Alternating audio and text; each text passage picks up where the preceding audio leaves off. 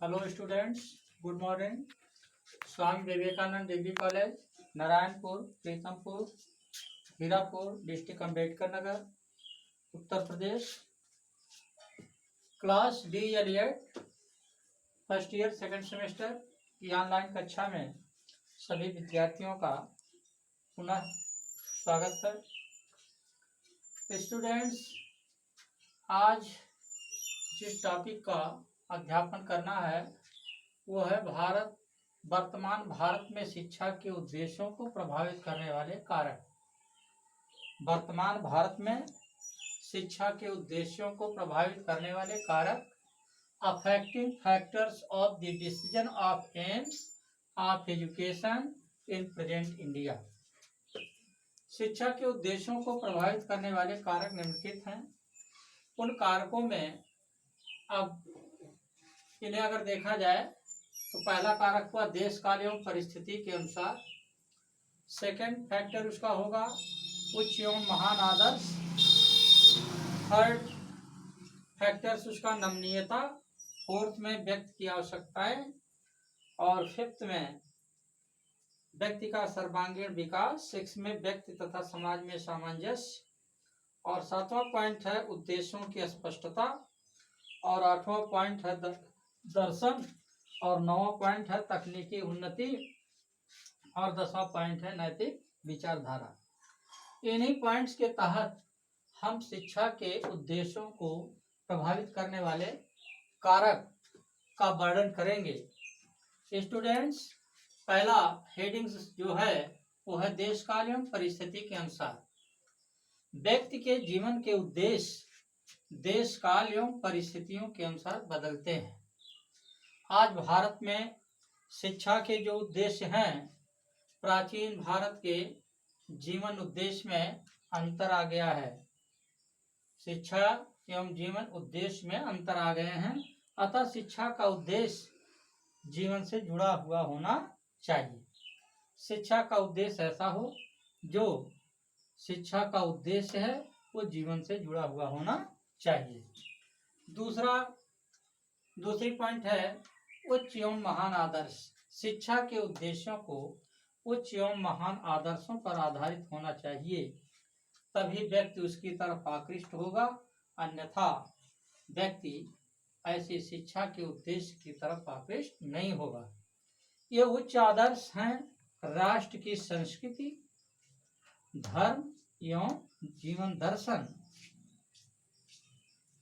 तो शिक्षा के जो उद्देश्यों को प्रभावित करने वाले कारक होने चाहिए वो उच्च आदर्श, राष्ट्र की संस्कृति, धर्म एवं जीवन दर्शन से संबंधित होने चाहिए। तीसरा पॉइंट है नमनीयता। शिक्षा के उद्देश्य ऐसे होने चाहिए कि बालक की शक्तियों, सीमाओं, आवश्यकताओं का ध्यान रखना संभव हो। बालक की प्रकृति, बालक की रुचि में भिन्नता होती है, इसलिए बालक की प्रकृति और रुचियों में भिन्नता का भी ध्यान रखा जाना चाहिए। चौथा पॉइंट है व्यक्ति की आवश्यकताएं। शिक्षा का उद्देश्य ऐसा होना चाहिए जिससे व्यक्ति की आवश्यकताओं की पूर्ति हो।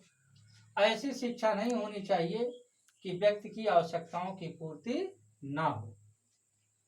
व्यक्ति अपने दायित्वों का निर्वहन भी कर सके, ऐसी शिक्षा होना चाहिए। शिक्षा के उद्देश्य ऐसे होना चाहिए जिससे व्यक्ति अपने आवश्यकताओं की पूर्ति और अपने दायित्वों का निर्वहन कर सके। पांचवा सर्वांगीण विकास, ऑल राउंड डेवलपमेंट। शिक्षा का उद्देश्य ऐसा होना चाहिए जिससे विद्यार्थियों के शारीरिक, मानसिक, आध्यात्मिक गुणों का विकास हो सके। यदि शिक्षा एकांगी होगी तो व्यक्ति की शिक्षा अधूरी मानी जाएगी। इसलिए शिक्षा ऐसी होनी चाहिए जिससे छात्रों का सर्वांगीण विकास हो सके।